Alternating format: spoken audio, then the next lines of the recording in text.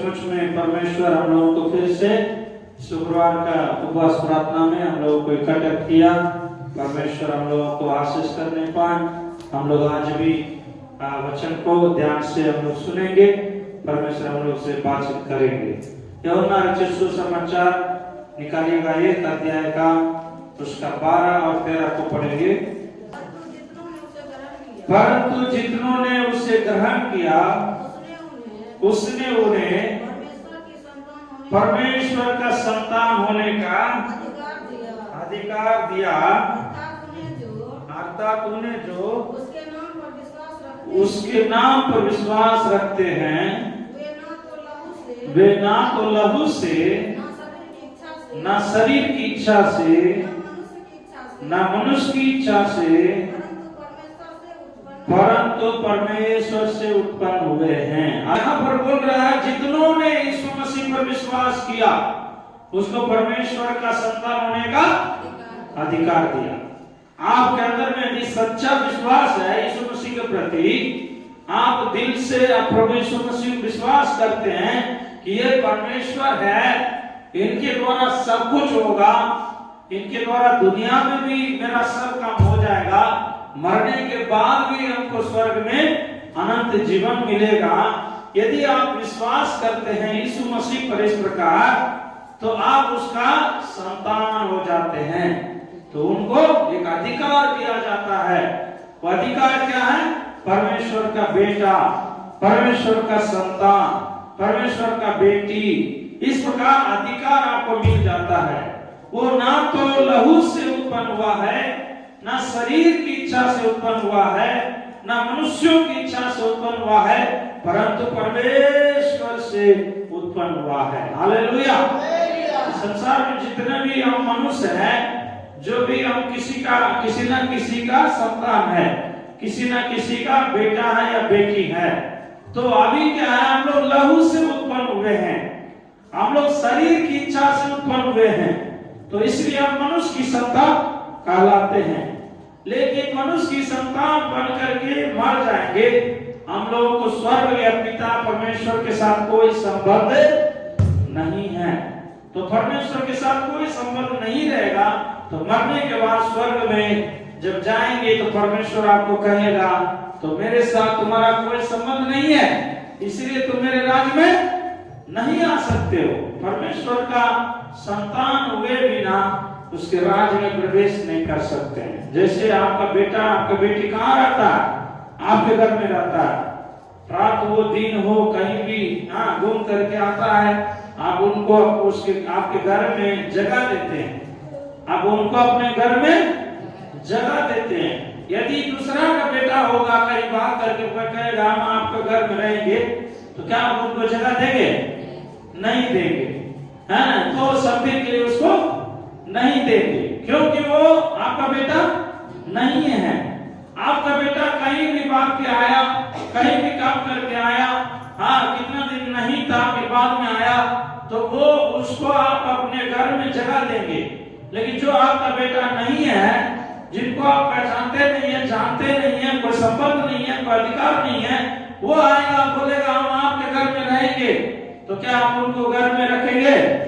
नहीं रखेंगे। उसी प्रकार परमेश्वर भी स्वर्ग में उन्हीं को अधिकार देगा, उन्हीं को आने के लिए मौका देगा जो उनको विश्वास करके उसका बेटा और बेटी बन गए हैं। यहाँ पर क्या है, तो अब हम एक प्रोसेस में हो करके जन्म होते हैं, जन्म लेते हैं।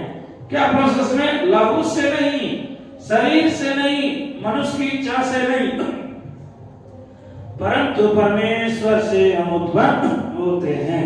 तो इसलिए परमेश्वर से उत्पन्न होना जरूरी है। हर एक इंसान को परमेश्वर से उत्पन्न होना जरूरी है। आप कोई भी कुल का हो, कोई भी जाति का क्यों ना हो, कोई भी देश का क्यों ना हो, कोई भी मजहब का क्यों ना हो, पढ़े लिखे हो, अनपढ़ हो, काला हो, गोरा हो, जो कोई भी जाति का क्यों ना हो, सबको यीशु मसीह का परमेश्वर का संतान होने के लिए यीशु मसीह के ऊपर में विश्वास करना पड़ेगा। क्योंकि यीशु मसीह जो परमेश्वर को आपके और मेरे बीच में आकर के प्रकट किया है, क्योंकि उसके बारे में 14 वचन में 15 वचन में लिखा गया है। आप पढ़िएगा 14 और 15 में। वचन, वह वचन यीशु मसीह जो था, पहले वचन था, परमेश्वर के पास था, अभी वो वचन देहधारी हुआ, अनुग्रह और सच्चाई से परिपूर्ण होकर हमारे बीच में डेरा किया, हमने उसकी ऐसी महिमा देखी जैसे पिता के एकलौता की महिमा। देखिए, यीशु मसीह जो इस संसार में प्रकट हुआ, किस लिए प्रकट हुआ? परमेश्वर की महिमा को प्रकट करने के लिए, परमेश्वर को स्वयं आप और हम समझने के लिए। परमेश्वर को लोग ढूंढते थे, कहाँ? एकदम वर्षों से लोग परमेश्वर को ढूंढते थे, सदियों से लोग परमेश्वर को ढूंढते थे, तपस्या करते थे, जंगल में जाकर ढूंढते थे, नदी में जाकर ढूंढते थे, प्रकृति में जाकर ढूंढते थे, सूरज में परमेश्वर को, भगवान को ढूंढते थे, चंद्रमा में परमेश्वर को ढूंढते थे। और इस प्रकार जो है मनुष्य जहाँ जहाँ खोज सकता है, सभी जीव जंतु सभी जगह में खोजने गया, लेकिन परमेश्वर को नहीं पाया।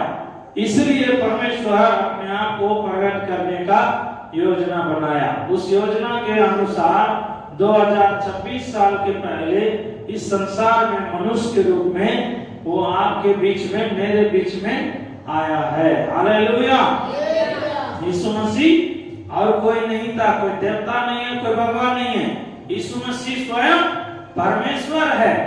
तो वो स्वयं परमेश्वर था और मनुष्य के रूप में प्रकट हुआ, इसलिए आप और हम परमेश्वर को आमने सामने देख नहीं सकते हैं, परमेश्वर को हम जो है समझ नहीं सकते हैं। उसके महिमा में शक्ति के साथ वो उतर जाएगा, वो सामर्थ के साथ उतर जाएगा, उसके सामने हम टिक नहीं पाएंगे, भस्म हो जाएंगे। वो एकदम अग्नि में परमेश्वर है और सूरज से भी हजारों गुना, लाखों गुना सामर्थ्यशाली परमेश्वर है। उसके सामने मनुष्य टिक नहीं सकता है।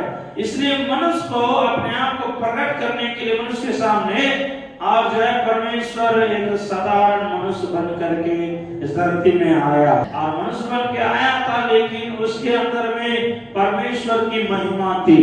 कैसा महिमा थी? परमेश्वर की महिमा थी। इसीलिए जो मनुष्य नहीं कर सकते हैं, वैसे वैसे काम को भी उन्होंने करके दिखाया। अंधों को आंख दिया तुरंत में, लंगड़ा को चलाया, बहरा को सुनने की शक्ति दिया, और जो है गूंगे को बोली दिया, पानी पर चल दिखलाया, आंधी तूफान को शांत किया। और हम देखते हैं बड़े बड़े कोड़ियों को शुद्ध किया। बड़े बड़े काम यीशु मसीह ने किया। किस लिए? कि मनुष्य ये जाने कि मैं स्वयं परमेश्वर हूँ, मैं परमेश्वर हूँ। मुर्दे को भी जिंदा कर दिया, और जो है जो मानिक चले मरा हुआ है उसको भी यीशु मसीह जिंदा कर दिया। उसके अंदर में, यीशु मसीह के अंदर में परमेश्वर है, इसलिए उसने ऐसा ऐसा काम कर दिखाया ताकि मनुष्य को विश्वास हो कि ये परमेश्वर है, ये परमेश्वर की ओर से है। तो इसके द्वारा हम सब बातों को मानकर हम परमेश्वर के पास पहुंच सकते हैं। हालेलुया।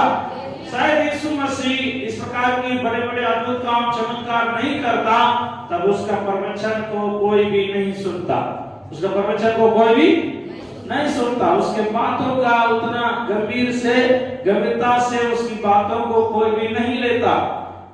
तो इसलिए वो सोचता है जैसे सब लोग बोल रहा है वैसे ही ये भी बोल रहा है कर करके, नहीं उसको उतना परवाह नहीं करता। क्योंकि उन दिनों में भविष्यवक्ता लोग बोलते बोलते बोलते हार गए, लेकिन सुधार के बदले में धीरे धीरे बिगड़ते गया, लोग बिगड़ते गया।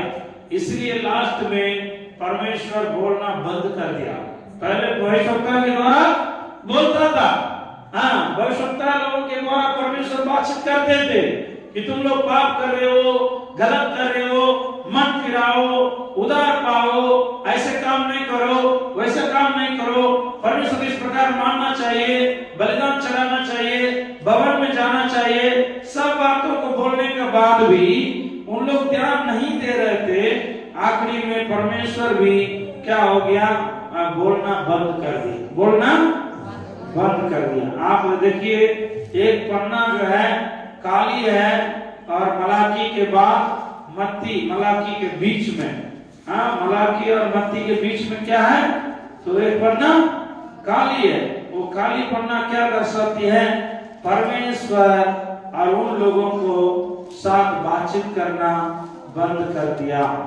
परमेश्वर उन लोगों के साथ में बातचीत करना बंद कर दिया।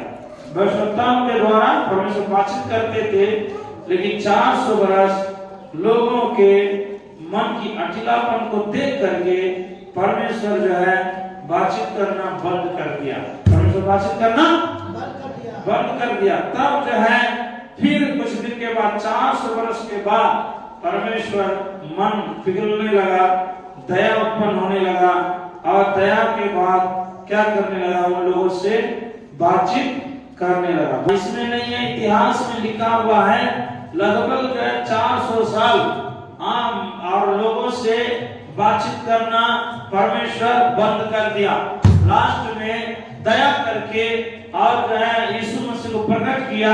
यीशु मसीह अभी डायरेक्ट बात कर रहा है, फिर भी उन लोगों का मन कठोर रहेगा, इसलिए परमेश्वर यीशु मसीह के द्वारा अद्भुत काम चमत्कार करने लगा। हालेलुया, बोलो प्रभु यीशु मसीह की।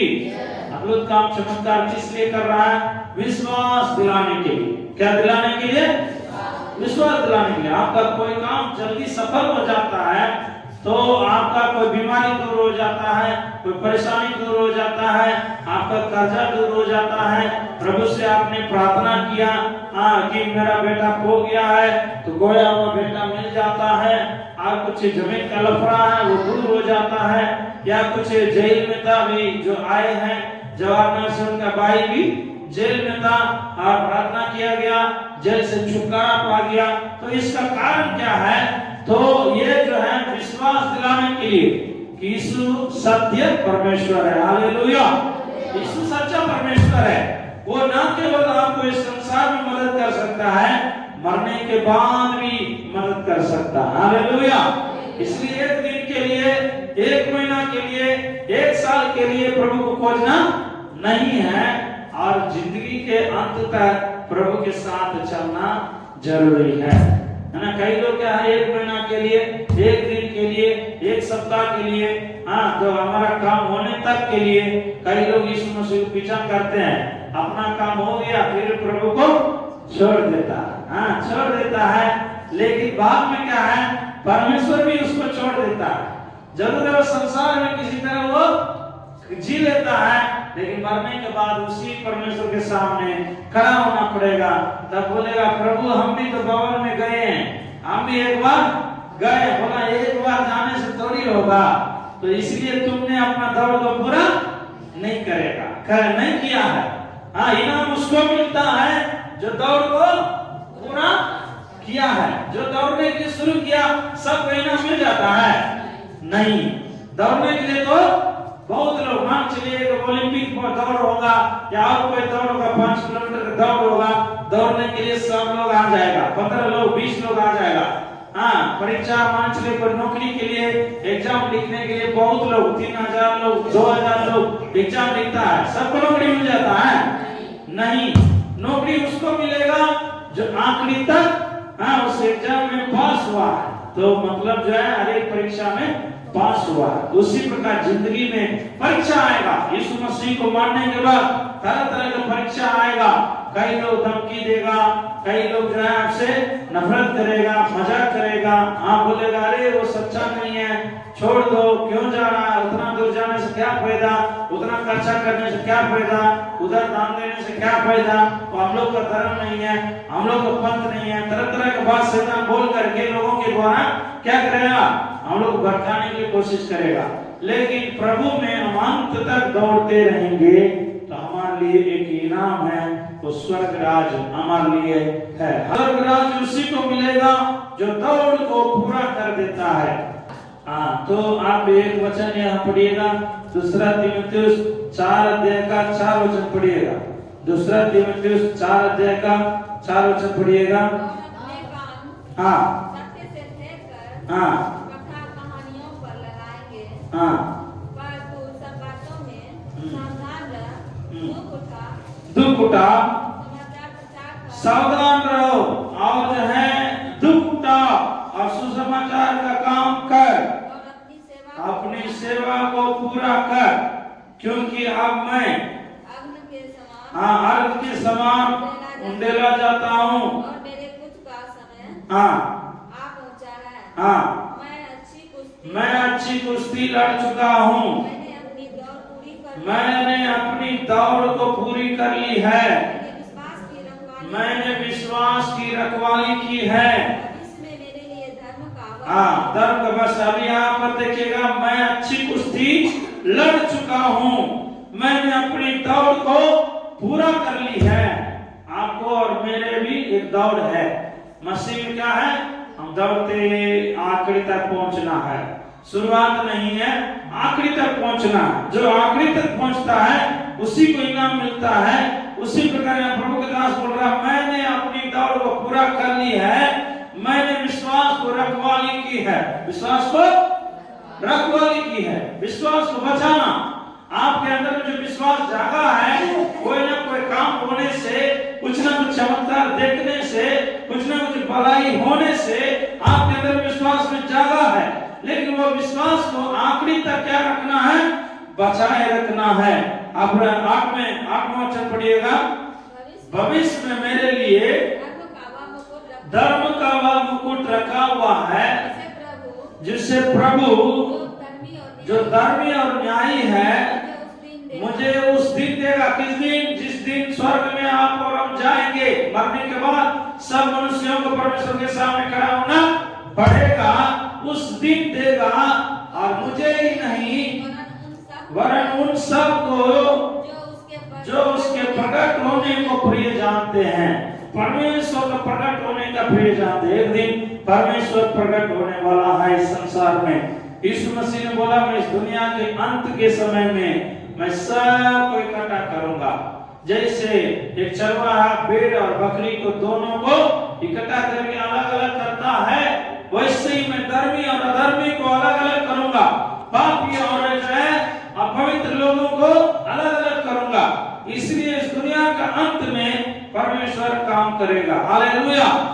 लेकिन आप और हम क्या है, मसीह के वो करके रहना। ये मसीह लोग हम विश्वास कर करके जो प्रभु को अपना एकदम परमेश्वर करके मान लिया है, हम उसका संतान करके हो गए हैं, तो हम आखिरी तक उसको बचाना है। पढ़िएगा 1 कुरिन्थियों 3:23 पढ़िएगा। 1 कुरिन्थियों 3:23 में क्या लिखा है, आप दुनिया का नहीं है, आप परमेश्वर का है। देखिए यहाँ पर 1 कुरिन्थियों 3:23 पढ़िएगा। हाँ, और तुम मसीह में उसी के हो।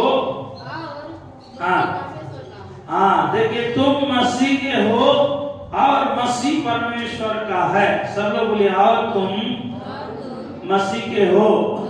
सब लोग बोलिए, और तुम मसीह के हो और मसीह परमेश्वर का है। हम लोग की रिश्ता है मसीह का। मसीह कौन है? यीशु मसीह। यीशु मसीह का विश्वास करने के द्वारा हम यीशु मसीह के हो गए। यीशु मसीह किसका है? परमेश्वर का। तब हम लोग भी किसका हो गए? परमेश्वर का हो गए। इसलिए हम विश्वास के द्वारा हम उसका अपना हो गए, निजी हो गए, तो हम लोगों को परमेश्वर मरने तक नहीं छोड़ेगा। मत्ती रचित सुसमाचार 28:19 और 20 पढ़िएगा।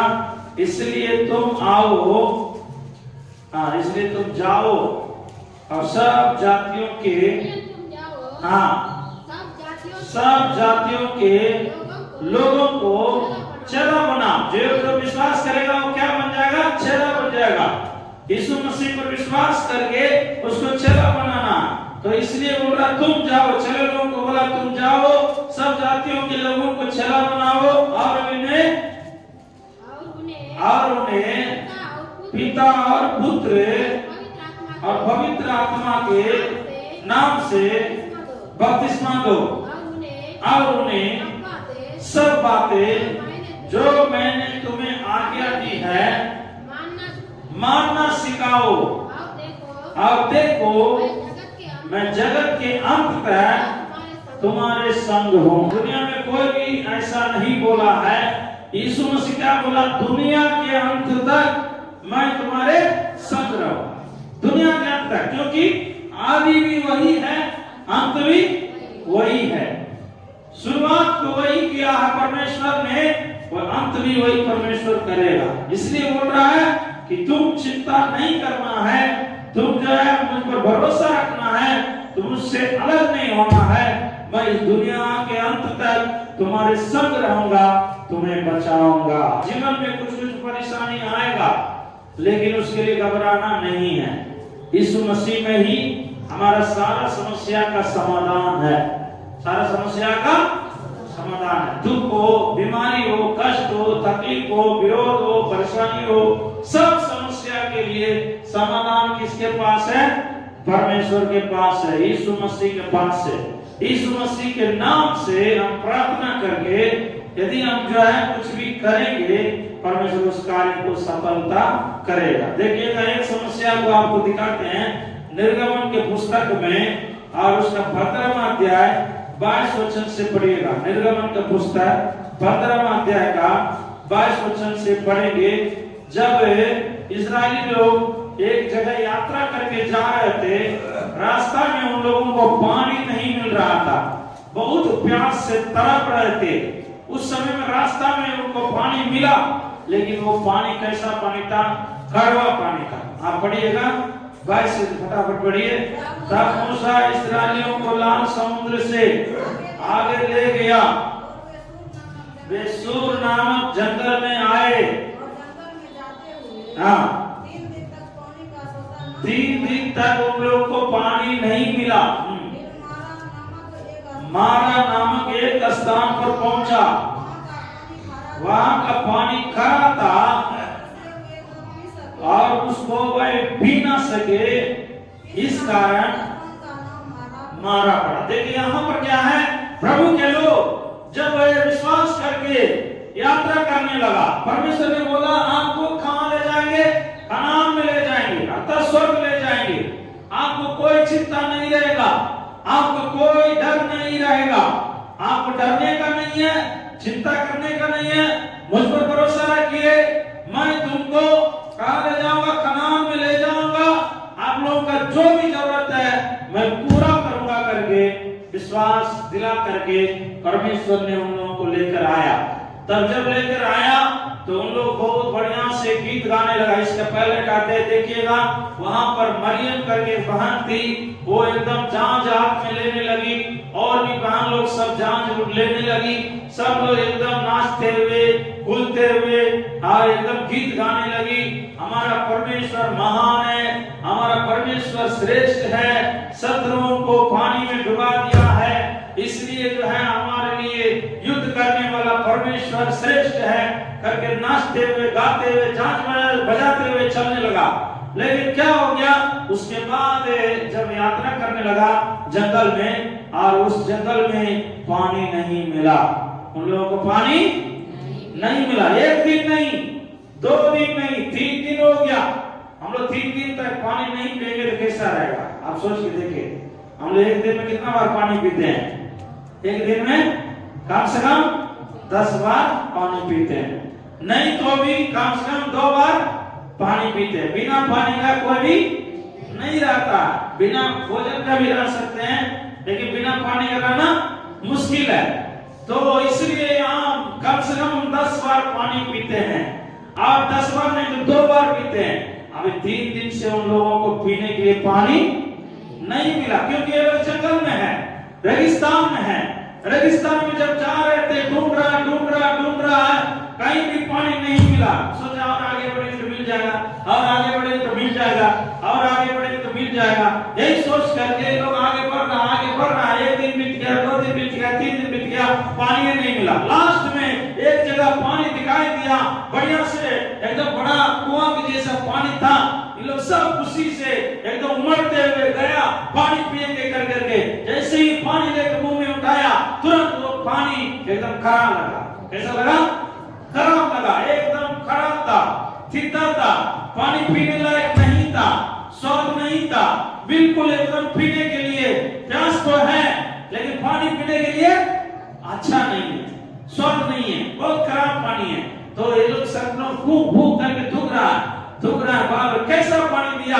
देखिए सब लोग किसके पास, अगुआ जो लीडर था वो लीडर से लड़ने लगा, मोजेस से लड़ने लगा, मूसा के साथ बोलने लगा, आप इतना दिन से हम लोग को पानी नहीं पिला रहे, हम लोग परेशान हैं, क्यों हम लोग को लेकर आए हैं, हम लोग बने मिस्र देश में रहते और वहीं पर हम लोग जो है बढ़िया से पानी पीते, वहीं पर चाहे मरने का होता वहीं पर मर जाते, जंगल में मारने के लिए हम लोगों को लेकर आए।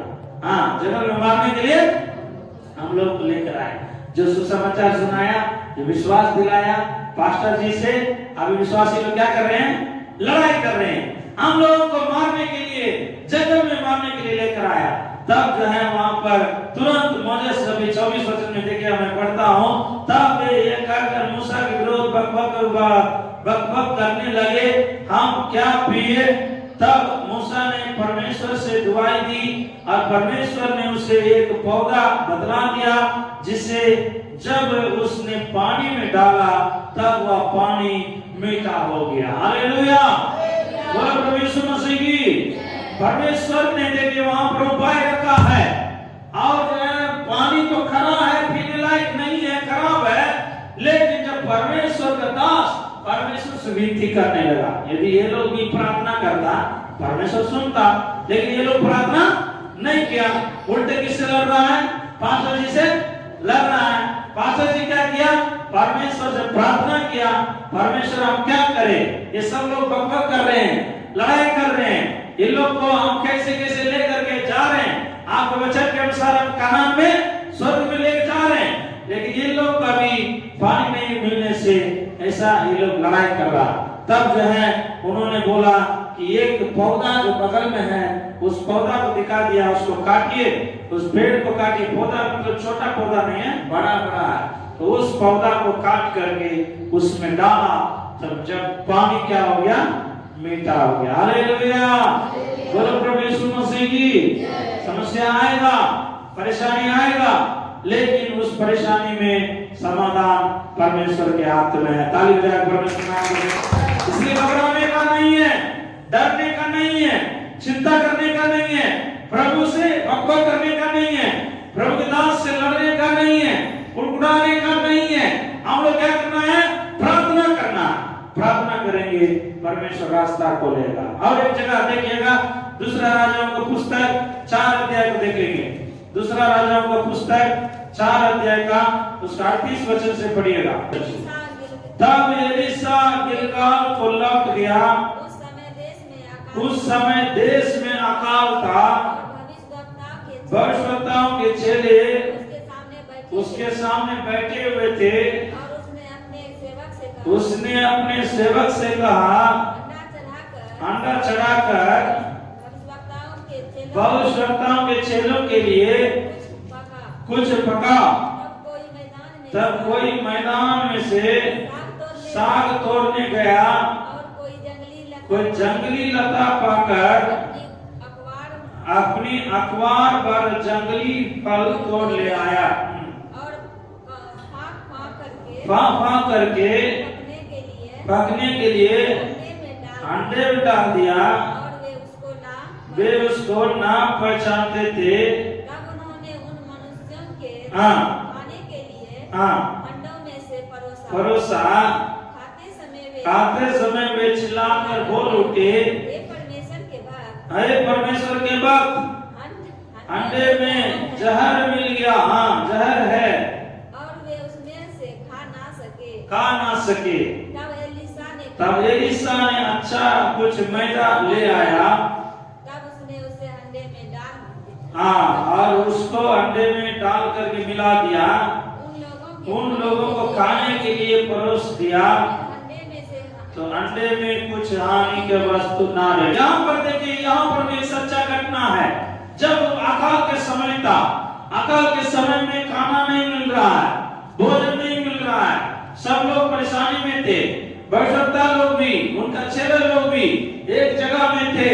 उस समय में भविष्यवक्ता ने क्या बोला, अपने नौकर को कि जल्दी ये सब लोगों को खाना खिलाना है, तो बहुत दिन हो गया खा करके, आज इन लोगों को खाना पका करके खिलाइए। जब खाना पका करके खिलाने के लिए पानी चढ़ा दिया, उसमें थोड़ा सा चावल भी डाल दिया, लेकिन उसमें साग मिलाने के लिए कुछ लोग जाकर के क्या कर दिया, कोई जंगली पौधा को तोड़ करके उसमें मिला दिया। जंगली पौधा को तोड़ करके मिला दिया। वो लोग नहीं जानता था कि इसमें जहर है, लेकिन जब वो लोग मिला दिया, खाना बन गया, खीर की तरह, साग मिला हुआ खीर की तरह बन गया। जब सबको एकदम खिलाने के लिए परोसने लगा, उसमें से कुछ लोग जो देखा, उसका रंग देख करके, उसका पेट देख करके, और उसका जो है कुछ जो जंगली जो उस पौधा को पहचानने वाला था, देख पहचान लिया, तुरंत एक परमेश्वर के भक्त, देखिए इसमें जहर है। इसमें क्या है? जहर है। अभी हम लोग कैसे खाएंगे? हम लोग खाएंगे तो मर जाएंगे। चिल्लाने लगा। चिल्लाने के बाद ठीक है, परमेश्वर का भक्त क्या बोला, कोई बात नहीं, परमेश्वर उपाय करने वाला है। हालेलुया। तुरंत बोला थोड़ा सा आटा लाइए। सभी चावल को फिर से मिलाया होगा। हम सोच रहे हैं सभी जो थाली में से फिर से क्या कर दिया होगा, अंडे में डाल दिया होगा, फिर आटा डाल दिया, आटा से मिला दिया। मिलाने के बाद बोल रहा अब खिलाइए। आप क्या करिए? खिलाइए। यहाँ पर जो है तो बहुत बड़ा चुनौती की बात है। जहर मिल गया, उस खाना को अभी आटा मिला करके बोल रहा खिलाइए। परमेश्वर का भक्त को विश्वास है और उन लोगों का भी विश्वास है, उसी अनुसार तुरंत सब लोगों को परोसने लगा। अच्छा से खाना खाया, उन लोगों का कोई भी हानि नहीं हुआ। ताली बजा परमेश्वर नाम को महिमा दीजिए। परमेश्वर जहर को भी बेजहर बनाने वाला, हालेलुया, जहर को भी बदलने वाला है। परमेश्वर का वचन रहेगा, परमेश्वर का प्रार्थना रहेगा, परमेश्वर का विश्वास रहेगा, परमेश्वर आपको कठिन परिस्थिति में भी उपाय बता देगा। ऐसा करिए, ये समस्या दूर हो जाए। हो सकता है आपको पैसा की समस्या, हो सकता है आपको बिजनेस में समस्या, पारिवारिक जीवन में समस्या, आपका जो है मतलब बेटा बेटी के जीवन में परेशानी। उस परेशानी में जब आप ध्यान से प्रार्थना करेंगे, परमेश्वर कुछ ना कुछ आइडिया देगा, योजना देगा। उस योजना के अनुसार हम करेंगे, हमारा समस्या दूर हो जाए। वैसे ही देखिए एक अंधा व्यक्ति को भी यीशु मसीह किस प्रकार चंगा किया। मरकुस रचित सुसमाचार 8वां अध्याय का 22 वचन से पढ़िएगा। मरकुस रचित सुसमाचार 8वां अध्याय का 22 वचन से पढ़ते हैं, ध्यान सुनेगा। वे बैतसैदा में आए, यीशु मसीह बैतसैदा में आए और लोग एक अंधे को उसके पास ले आए और उससे विनती की कि उसको छुए। वह उस अंधे को हाथ पकड़कर उसे गांव के बाहर ले गया। यीशु मसीह क्या किया? गांव से बाहर ले गया, उसकी आंखों में थूक कर उस पर हाथ रखे और उससे पूछा, क्या तू कुछ देखता है? उसने आंख उठाकर कहा, मैं मनुष्यों को देखता हूँ, वे मुझे चलते हुए पेड़ों के जैसे दिखाई देते हैं। तब उसने दोबारा उसकी आंखों पर आंख रखे और अंधे ने ध्यान से देखा, वह चंगा हो गया और सब कुछ साफ साफ देखने लगा। उसने उसे यह कहकर घर भेजा, इस गांव में भीतर पांव भी ना रखना। वहां पर देखिए परमेश्वर एक अंधे को कहां पर मिला? बैतसैदा करके गांव में मिला। ये बैतसैदा गांव जो है श्रापित गांव है। वहां पर उस गांव के ऊपर में एक श्राप है, इसलिए उसको क्या किया, उस अंधे को वहां पर ठीक नहीं करके उसको हाथ पकड़ करके उस गांव से बाहर ले गया। उस गांव से बाहर ले गया और बाहर ले जा करके उसको ठीक कर दिया। ठीक करने के बाद बोला कि फिर से इस गांव में नहीं जाना। क्यों? उस गांव में श्राप है और कुछ जगह में श्राप रहेगा, कुछ लोगों में श्राप रहेगा। उस श्राप को तोड़ने के लिए आप और हम परमेश्वर से प्रार्थना करना होगा। हम लोग बलकुंडा में कई सालों के पहले फिल्म दिखाने गए थे। हम लोग पहली बार जब फिल्म दिखाने गए, वहां जाने के बाद सगरे हम लोग फिल्म दिखा रहे हैं, अच्छा से दिखा रहे हैं, मोटर भी और इंजन भी, जो भी जनरेटर भी और प्रोजेक्टर भी अच्छा से काम कर रहा। लेकिन बलकुंडा गए वहां काम नहीं कर रहा, अब गड़बड़ हो रहा, बार बार चालू कर रहे हैं, आंधी आ गया, एक बार आंधी आ गया तो काम गड़बड़ा गया। फिर दोबारा कुछ दिन के बाद हम लोग फिल्म दिखाने गए, वहां जनरेटर खराब हो गया। तो इसी प्रकार जो है कुछ कुछ जगह में ज्यादा शैतान का कब्जा रहता है, शायद ज्यादा शैतान का गढ़ रहता है, ज्यादा श्राप रहता है। उस जगह में बदलने के लिए हम लोग क्या करना है, प्रार्थना करना, उपवास करना। उस जगह में हम लोग जो है बदलाव लाने के लिए चाहते हैं तो उस जगह में हम लोग प्रार्थना करना। कुछ ऐसे लोग हैं, कुछ ऐसे लोग हैं जो कि उनको बदलना मुश्किल है, उनके साथ बात करने से आपका भी समस्या बढ़ जाएगा। हाँ, आपका भी समस्या बढ़ जाएगा, आपका भी टेंशन हो जाएगा। ऐसे लोगों से हम लोग दूर होना अच्छा है। बोलो नीति वचन 17 अध्याय का 14 वचन पढ़िएगा। झगड़े का आरंभ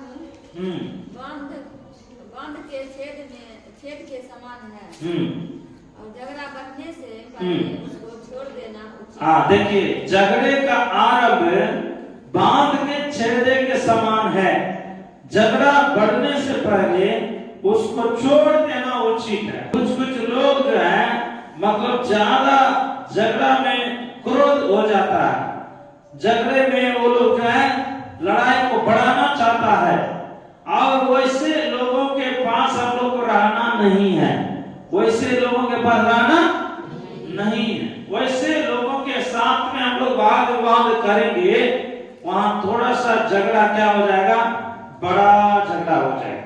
12 वचन भी पढ़िएगा। बच्चा छीनी हुई रिचनी से मिलना तो भला है, परंतु मूर्खता में डूबे हुए मूर्ख से मिलना भला। कुछ लोग बहुत मूर्खता के साथ रहेगा और बहुत मूर्खता के साथ बातचीत करेगा, उससे बात करेंगे और आपको टेंशन बढ़ जाएगा, आपको टेंशन बढ़ जाएगा। तो ऐसे लोगों से, ऐसे दुष्ट लोगों से, ऐसे मूढ़ लोगों से, ऐसे पापी लोगों से हमको अलग रहना जरूरी है। तो हम लोगों को जो है इस संसार में जीवन बिताते हैं, लोगों को पहचानना है इसके अंदर में कौन सा आत्मा वास करता है। बेसदा गांव में से उस अंधा व्यक्ति को चंगा कर दिया, बाहर ले जा करके बोल रहा है कि फिर से उस गांव में नहीं जा, फिर से उस गांव में नहीं जा। हो सकता है उस गांव से इनको कुछ ना कुछ श्राप लगा होगा, या उस गांव में ऐसा पाप होता होगा जिसके द्वारा जो है इनके अंदर में ये प्रभाव फिर से हो जाएगा। आप परमेश्वर उस गांव से बाहर ले जाकर के, जहाँ पर अंधकार का गढ़ है, हम तो शुरू में समझा है ना, कहीं कहीं जो है ज्यादा रुकावट होगा, हम इस बात का अनुभव किए हुए। कई गांव वही उसी के लिए उदाहरण दिए। बलकुंडा गांव में अच्छा से हम लोग सगरे फिल्म दिखा रहे थे। बलकुंडा गांव में 2-2 बार 3-3 बार गए, और 3-3 बार हम लोग को क्या हुआ, रुकावट बहुत आया। एक बार जो है अटैची की चाबी भूल गए, एक बार आंधी तूफान बहुत जोर से आ गया, एक बार क्या हो गया, जनरेटर नहीं स्टार्ट नहीं हो रहा था। तो कारण क्या है, उस जगह में अंधकार का गढ़ है, उस जगह में अंधकार की शक्ति है, वहां ज्यादा शैतान की कब्जा है। तो उस जगह में जाना तो हम लोग को ज्यादा प्रार्थना करके जाना। अब एक बात है। दूसरी बात क्या है, कुछ लोग ऐसे मूर्खता के समान बातचीत करेगा, बोल रहा बच्चा चीनी हुई रिचनी के पास जा सकते हैं, बालू है ना, बालू जो बच्चा चीनी हुई बालू के सामने जाएंगे तो वो क्या कर देगा, नोच देगा आपको। हाँ, लेकिन बोल रहा उसके सामने जाना भी अच्छा है, लेकिन मूर्खता से डूबा हुआ मूढ़ के पास जाना अच्छा नहीं। लोग ऐसे ही है। हाँ, बाजार में एक आदमी से ठोकना बंद कर दिए, हाँ, तो उससे मतलब जो है ठोकेंगे तो क्या ठीक नहीं करो, आप ठीक कर दीजिएगा, बोलेगा भैया कैसे ठीक है, तुरंत जो है ऐसा ना बात बोलेगा कि आपको गुस्से कर देगा। तो इसलिए हम उसको ठोकना ही भूल गए, हाँ, छोड़ दिए। क्योंकि कुछ लोगों से आप बढ़िया भी बातचीत करेंगे, तुरंत वो टेढ़ा बातचीत करेगा, तुरंत वो जो है आपको गुस्सा को बढ़ाने वाला बात बोलेगा। तो ऐसे लोगों से आपको क्या करना है, दूर रहना। झगड़ा ज्यादा उत्पन्न हो रहा है, किसी के द्वारा जो है झगड़ा ज्यादा उत्पन्न हो रहा है, उससे आप दूर रहिए, अलग रहिए, उसके पास नहीं जाइए, उसके पास ज्यादा लगाव नहीं रखिए। नहीं तो जो है एक जगह ऐसे नीति वचन में बोला, जो ज्यादा क्रोध करने वाला उसका संगी नहीं होना। ज्यादा क्रोध करने वालों के साथ में तू रहेगा, तुम भी वैसे ही बन जाएगा। इसलिए प्रभु यीशु मसीह बोला फिर से उस गांव में नहीं जाना, वहां अंधकार की ताकत ज्यादा है। तो इसलिए तुम जो है अभी उतना परिपक्व नहीं है, मजबूत नहीं है, इसलिए तुम उस गांव में नहीं जाना करके परमेश्वर वहां से अलग कर दिया। हाँ, परमेश्वर क्या करने वाला है? सभी समस्या का समाधान करने वाला। लास्ट में एक घटना पढ़ करके समाप्त करें। दूसरा राजाओं की पुस्तक 20 अध्याय का पहला वचन से हम पढ़ते हैं, ध्यान सुनेगा। उन दिनों में हिजकिय्याह ऐसा रोगी हुआ कि मरने पर था। आमोस के पुत्र यशायाह भविष्यवक्ता ने उसके पास जाकर कहा, यहोवा यूं कहता है कि अपने घराने के विषय जो आज्ञा देनी है वह दे, क्योंकि तू नहीं बचेगा, मर जाएगा। तब उसने दीवार की ओर मुंह फेरकर यहोवा से प्रार्थना करके कहा, हे यहोवा, मैं विनती करता हूँ, स्मरण कर कि मैं सच्चाई और खरे मन से अपने को तेरे सम्मुख जानकर चलता आया हूँ। जो तुझे अच्छा लगता है वही मैं करता आया हूँ। तब हिजकिय्याह फूट फूट कर रोने लगा। तब ऐसा हुआ कि यशायाह आंगन के बीच तक जाने भी नहीं पाया था कि यहोवा का वचन उसके पास पहुंचा, लौट कर मेरी प्रजा के प्रधान हिजकिय्याह से कर, तेरे मूल्य पुरुष दाऊद परमेश्वर यहोवा यूं कहता है कि मैंने तेरी प्रार्थना को सुनी, आंसुओं को देखी, देख मैं तुझे चंगा करता हूँ। परसों तो यहोवा के भवन में जा सकेगा। मैंने तेरी आयु 15 वर्ष बढ़ा दूंगा। असूर के राजा के हाथ से तुझे और इस नगर को बचाऊंगा। मैं अपने निमित्त, अपने दास दाऊद के निमित्त इस नगर को रक्षा करूंगा। तब यशायाह ने कहा, अंजीरों की मतलब टिकिया लो। जब उन्होंने उसे लेकर कोड़े पर बांधा तब वह चंगा हो गया। और 5 मिनट में हम लोग बंद करने वाले हैं। देखिए यहाँ पर हिजकिय्याह राजा जो परमेश्वर के लिए अच्छा से चलता था, अच्छा से काम करता था, अच्छा से परमेश्वर के लिए पहले में, और सभी मतलब जो है उनके देश में से मूर्ति पूजा करने वाले, जादू टोना करने वाले, वजरगुनी करने वाले सबको देश से भगा दिया। परमेश्वर के भवन को खुलवाया, सगरे प्रार्थना करवाया, लोगों को वचन सिखाने के लिए याजक लोगों को तैयार किया। इस प्रकार होने के बाद कुछ दिनों के बाद देश अच्छा से चलते रहा। इनको एक रोग लग गया, पाँव में क्या हो गया? फोड़ा निकल गया। पाँव में ऐसा फोड़ा निकल गया तो उसमें मरने वाला था। प्रभु का दास भी बोला कि जाके कहो कि वो मर जाएगा, लेकिन ये फूट फूट कर रोने लगा, प्रार्थना करने लगा। यहीं पर समाधान है। जब हम प्रभु के सामने रोते हैं, प्रार्थना करते हैं, कैसो समस्या होगा उसका समाधान प्रभु निकाल देता है। इसके राजा ने वही फूट फूट के रोने लगा, प्रार्थना करने लगा, प्रभु मैंने आपके लिए अभी तक जो है सही ढंग से चला, डरवे के साथ रहा, तो मेरा आयु जो है घट रही है, प्रभु मुझे बचाइए। यदि आप चाहेंगे तो मुझे और कुछ दिन जीने के लिए मदद कीजिए। परमेश्वर ने उसको क्या किया? तुरंत बोल रहा, अब तुमने रोया है, उस रोने को मैंने देख लिया है। तुमने प्रार्थना किया है, उस प्रार्थना को मैंने सुन लिया है। तुम्हारा दिल सच्चा है, तो मेरे लिए अच्छा से चला है, इसलिए मैं तुझे 15 साल और आयु बढ़ा देता हूँ। हालेलुया।